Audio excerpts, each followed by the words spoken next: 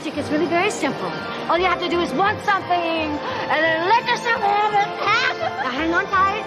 Let's see what this can do. This is a lost art. If you're a Disney kid of a certain age, it's virtually impossible not to recall the once iconic Disney Channel original movies, or DCOMs, with fond memories. Back when event television was a thing, there were perhaps no greater playground conversations than those swirling around the newest DCOM. From Under Wraps to The Luck of the Irish to everything in between, our imaginations were taken up, and away to unforeseen heights. The rotating roster of cherry-picked movie options meant there was always another exciting story just around the corner. So what made those movies so special, and why do they still resonate with audiences all these years later? When did Disney Channel reach peak perfection? Somewhere between Troy Bolton belting out Bet on It in High School Musical 2 and the Jonas Brothers crooning Play My Music in Camp Rock is probably a good guess. According to Variety, the former set a record that is still yet to be topped to this day. Not only is the High School Musical sequel the most watched TV movie ever for kids 6 to 11, it also has the overall best ratings for any television film. There are some late but great entries to the oeuvre, like Teen Beach Movie and Descendants, but something about those timeless DCOMs of the 90s and 2000s feels practically erased. Modern Disney Channel is more concerned with simplistic charm and cheesy jokes to be bothered with trying to make timeless, often ridiculous childhood treasures. Where else can you see impossible ankle-biting sports maneuvers executed perfectly, half man, half mermaids, and literal dog psychics? If you're watching a film that checks any of these boxes, chances are it's a DCOM. What was it about these special events that felt so unique, progressive, and downright entertaining? Between the outlandishly over-the-top storylines, immaculate music choices, and an obscene variety of life lessons, Disney Channel covered all its bases. Let's explore the makeup of a DCOM and dissect everything that made them work. Now get your head in the game,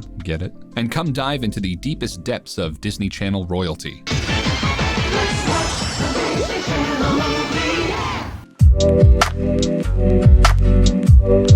Basic fairy tales, forgettable cutesy characters, and cookie-cutter setup and resolution are very much not classic DCOM formulas. Rather, what set them apart was just how preposterous and ridiculous they were, with minimum care for realism and more focus on the outlandish storylines. Nothing else on TV allowed this type of creative freedom or expression. For an inkling of what the creatives could get away with in this era, look no further than Smart House, a film way ahead of its time where artificial intelligence quite literally takes over a home won in a contest. Smart tech that can analyze blood and DNA? No thank you. Meta mini masterpiece, The Phantom of the Megaplex, a riff on Phantom of the Opera set instead in a movie theater, ties in old school movie monsters while rattling off endless cinema references on a network geared towards children. For once, executives seemed unafraid to push the boundaries on what was acceptable. In the 90s, an all-black cast starring in a TV movie was virtually unheard of, but Up and Away brought black superheroes to one of the most watched channels in America. Don't Look Under the Bed was so scary it was rarely shown after its initial broadcast. A mix of Drop Dead Fred and Little Monsters, the creepy and haunting visuals were enough to give any kid some pretty vivid nightmares. A PG rating was a big deal at the time for a DCOM, and Disney Channel did not make a proper horror film ever again. Speaking to Entertainment Weekly, director Kenneth Johnson shares that there was not only major pushback for the scary content, an on-screen kiss between a black man and a white woman was particularly scandalous. Johnson had to fight for the kiss to stay intact. 1999 audiences apparently could handle a giant, horrifyingly designed boogeyman with razor-sharp teeth, but not an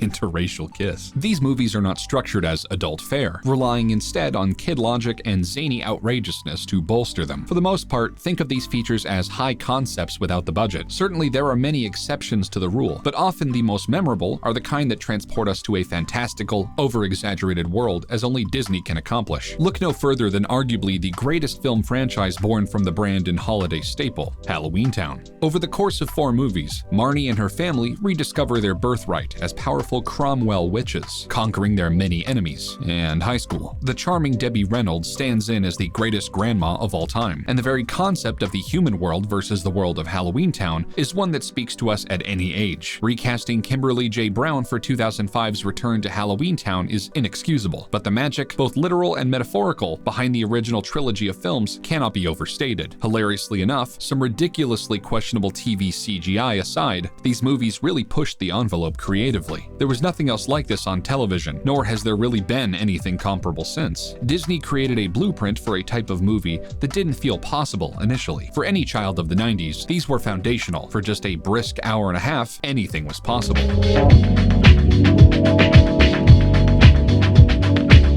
Just as integral in the formula as their bonkers concepts is the music present in so many of these productions. As any cinema lover will agree, a movie's music can make or break any given scene. For Disney, this often meant inserting at least one major random number to leave us humming or singing along in excitement. What would Xenon Girl of the 21st Century be without Supernova Girl, or Alley Cat Strike without Alley Cat Strike? The answer is, of course, a far less exciting product. Music is that secret ingredient pushing many of these features over the edge into excellence. While sadly, in the move to Disney Plus, many of these needle drops have been replaced by no-name knockoffs, their original samplings within the movies left a nostalgic scar so deep, it feels wrong to even watch the scene without the original track in place. Their excision is egregious collateral damage in the shift to streaming. The Other Me's cafeteria scene that once featured NSYNC's Bringing Da Noise now feels barren and tonally off. However, many of the originals can still be found on YouTube. Disney Channel's first full-on musical was 2003's The Cheetah Girls, but it wasn't until 2006 when creatives decided not to, quote, stick with the status quo, and cooked up a monstrous hit that would change the course of these little TV movies forevermore. High School Musical was a big gamble that somehow managed to capture the hearts of millions of people. Not only did it birth two megastars in the form of Zac Efron and Vanessa Hudgens, but High School Musical brought the Disney Channel back into the recess conversation in a major way. In 2006, We're All in This Together and Breaking Free were everywhere. This became the music of a new generation of Disney fanatics, ones who had not necessarily grown up loving all of those classics. The huge success saw a sudden pivot towards movie musicals, many of which were largely forgotten. By the time 2008's High School Musical 3 became the first ever Disney Channel series to hit the big screen, and forever after, the market was quite literally flooded with musical imitators. Few could match the brilliance of High School Musical, though many have come close. Descendants, which found the children of banished Disney villains attending Auradon Prep in the Kingdom Proper, and Ultra Meta Trapped in a Musical teen beach movie, both hatched franchises and memorable earwormy tunes. Camp Rock signaled the Jonas Brothers era that would lord over the Disney Channel for years to come. One thing is certain, the channel has never been the same since that little musical movie burst out onto the scene.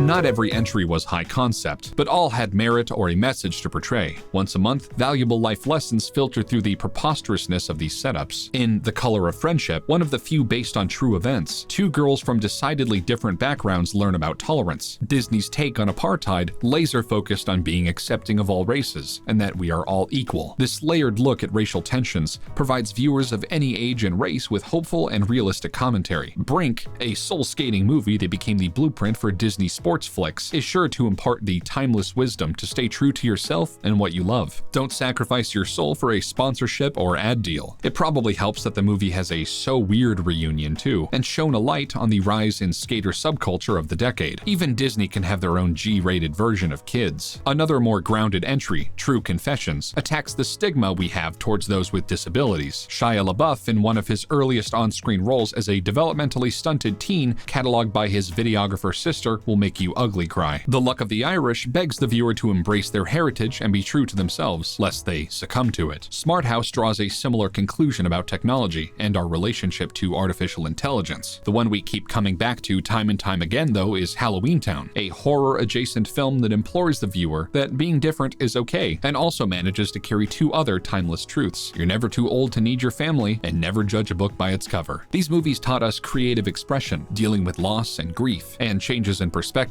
More than that, they defined our childhood. Not all of them were winners. Rip Girls, The Jenny Project, and Ready to Run represent a rare early 2000s trifecta of misfires. The less said about the late 2000s and beyond, the better. In Disney's golden years, the flops were few and far between. Learning life lessons from cheesy made-for-TV movies may sound laughable, and yet that's exactly what was happening. Whether tuning in just for a laugh or for comfort food, Disney Channel original movies became the ultimate destination for childhood couch entertainment. Later titles like Netflix's Julie and the Phantoms or Hulu's Darby and the Dead have come closer to capturing the timeless quality of your standard DCOM than what the channel currently shows today. Mourning any piece of media for its seemingly forgotten qualities may sound like an exercise in futility, and yet these movies are worthy of celebrating just as much as mainstream princess romances or animated musicals. What they brought to the table was a sense of community, a warm place where slowly becoming a leprechaun or finding out you actually belong to a legendary family of witches didn't seem so far far away. The wide breadth of topics meant that every person was eventually represented. Somewhere along the way, we lost that shared event watching togetherness. Is it too much to ask to be transported back to 1999?